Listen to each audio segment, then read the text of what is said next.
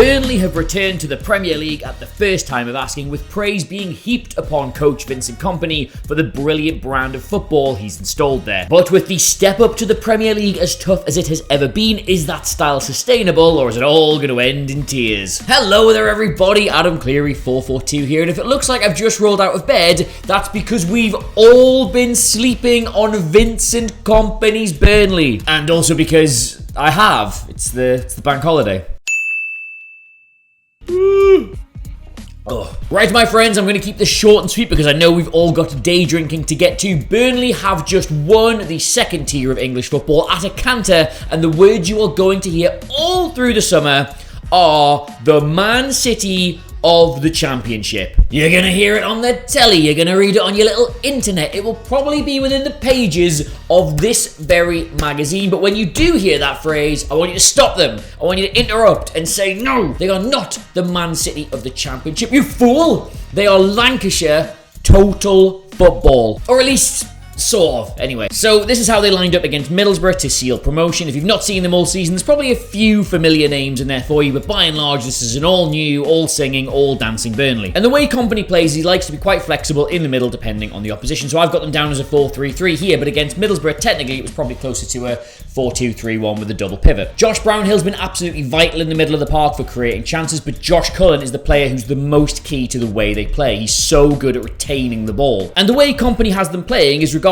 of whether or not this extra midfielder is up here or whether he's back here, these 5 players here all focus on retaining the ball, retaining possession, recycling it round as a block of 5 to allow the team to move up the pitch. They'll all sort of move forward into this kind of shape. The entire team goes up the pitch and they make it very hard for the opposition to get the ball back in the middle of the park, and they wait for something to happen, even with the fullback, which are both good at getting up the pitch, either the number 9 dropping deep or one of the attackers getting inside. And while we're here, while it was Ashley Barnes starting against Middlesbrough, it's actually been Jay Rodriguez who's played the bulk of the games up front, and he has worked as just your classic false 9. He drops really deep into the midfield to receive the ball, and the idea being that they then get 2 of the outside players in direct on goal. Nathan Tella is their top scorer this season from this position because he's so good at making that run, and they're so good at finding him when he does. But by and large, whether it's through controlling the ball in this area, the fullbacks pushing up to get involved, the really good movement between the front 3, this is a possession-based side. They have averaged 64.3% of the ball this season, which astonishingly is only 0.3% less than,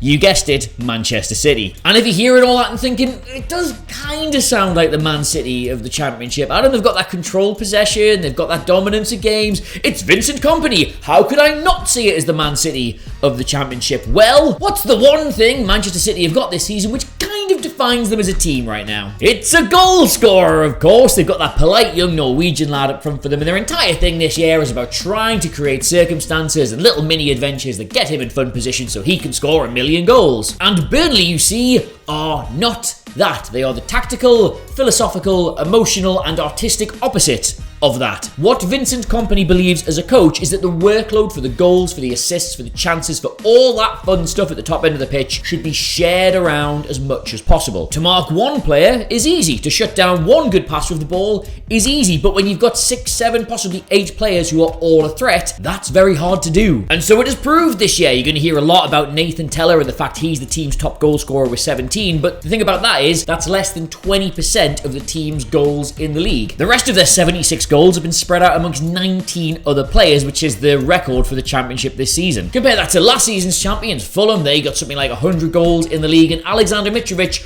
got almost half of them. They were so reliant on him as the They were the Man City of the Championship. And it ain't just goals either. They've got 18 players who have contributed 1 or more assists this season. Josh Brownhill is top with only 8, and the rest are just nicely spread out through the rest of the team. In total, Burnley have 21 players in this squad who have contributed either a goal or an assist across a season, which is, when you think about it, a simply staggering number. Just for a bit of context, Man City have like 12 or 13 players who've done that this season. Arsenal, who are I think top of this particular league, have 15 or 16. So trust me, that number being in the 20s is an incredible stat. But that wasn't the question, Adam. The question is, will this work in the Premier League? And so 2 things, and the first is good. So we know from experience that despite how big the step up is, when a team arrives from the Championship with a clearly defined ideology, they tend to do quite well because it takes the rest of the Premier League a while to figure them out. Think about Southampton.